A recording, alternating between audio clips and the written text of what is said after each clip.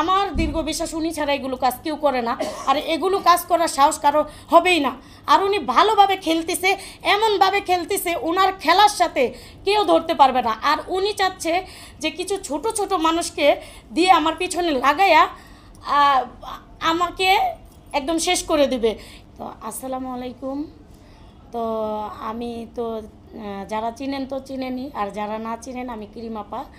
তো অনলাইনে আমি ক্রিম বিক্রি করতে করতে ভাইরাল হয়ে যাই, তারপরে প্রমোশনাল কাজ করি, করতে সব কিছু মিলিয়েই আমি মোটামুটি ভাইরাল একটা ফেস ক্রিম আপা।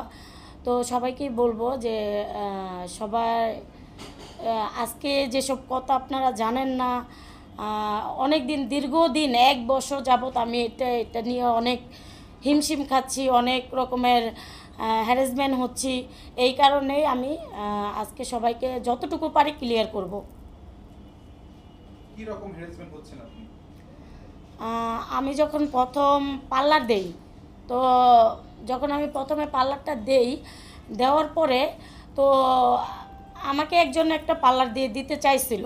তো আমি আমি আমি নিজেই দিছি, যে কারোর সাথে শেয়ার বা কারোর সাথে কোনো সম্পর্ক, আমি আর কি নিজের যোগ্যতায় সব কিছু করতে পছন্দ করতাম।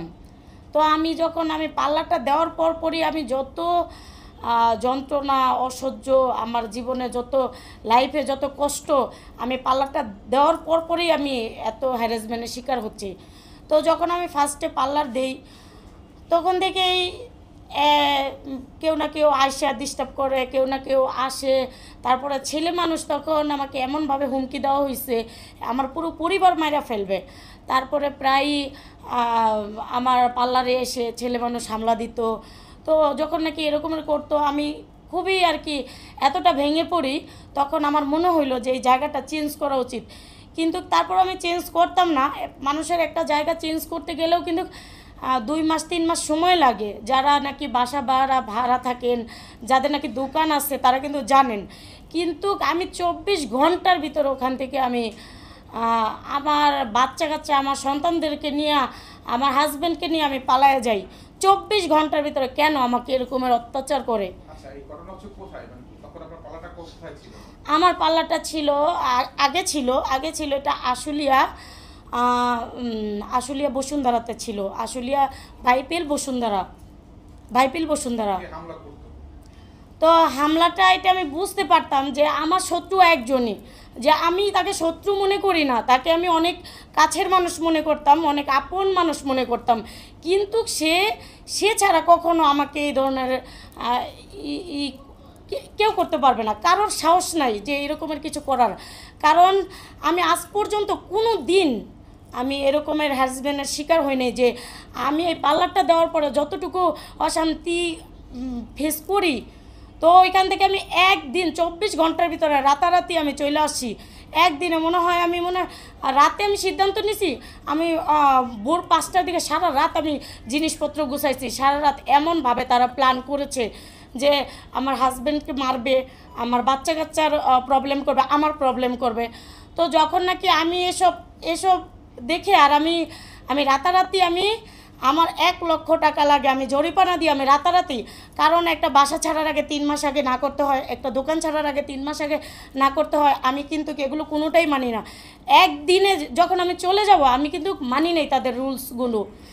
যখন আমি মানি নেই, তখন একদিন আমি চলে গেছি আমি এতগুলো টাকা দিয়ে।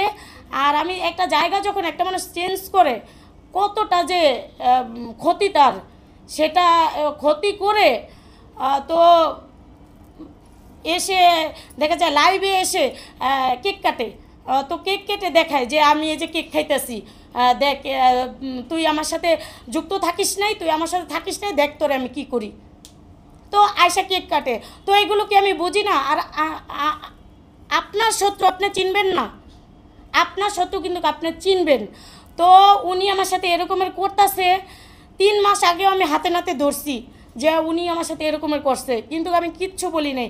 কারণ ওনার সাথে আমি আগেও পারবো না, পরেও পারবো না, পিছনেও পারবো না। আর ওনাকে আমি শত্রু হিসাবে কখনোই দেখি নাই। ওনাকে আমি খুব কাছের মানুষ হিসাবে দেখছি, আর খুব শ্রদ্ধা করতাম, সম্মান করতাম, বড় ভাই হিসাবে দেখতাম।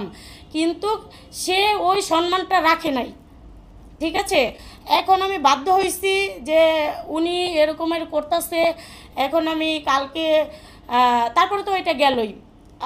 ওই জায়গায় যখন ছিলাম, যে আমার দোকানটা বাসার নিচে ছিল, যখন নিচে ছিল তখন কিন্তু নিচে আর কি একটু সাইডে ছিল একটা দোকানের পর আরেকটা দোকান। যখন কি একটু খোলামেলা ছিল তখন কিন্তু ছেলেরা এসে আমাকে খুব ইয়া করতে পারতো। আর কি এমন মানুষ লাগাইছে, তাদেরকে দেখলে আপনার কেন না ভয় হবে, এমন ডেঞ্জারাস মানুষ লাগাই দিছে আমার পিছনে। তো আমি খুবই আতঙ্কে থাকি। আমি বললাম তো একদিনের ভিতরে আমি চলে আসছি, আমি জায়গা ছেড়ে। তারপরে ওখান থেকে তো আসলামই। আসার পরে আমি যখন নাকি একটা বাসায় আমি আমার বাচ্চা কাচ্চা, আমার হাজব্যান্ড সবাইকে নিয়ে যখন বাসায় আমি একটা রুমে ছোটোখাটোভাবে, যে অনেক আপুরা আমার সেবাটা পছন্দ করে, আমাকে পছন্দ করে, আমার ক্রিম বা আমার প্রোডাক্টসগুলো পছন্দ করে দেখেই আমি তাদের জন্য অনেকে দেখা করতে চায়, আমার সেবা নিতে চায় আমার হাতে। তখন আমি ছোট্ট করে আমি 3-4টা রুম নিয়ে থাকি। তো আমি একটা রুমে আমি ওই ছোটোখাটো একটা পার্লার রাখি। তো ওখানে যখন আমার দীর্ঘ বিশ্বাস উনি ছাড়া এগুলো কাজ কেউ করে না, আর এগুলো কাজ করার সাহস কারো হবেই না।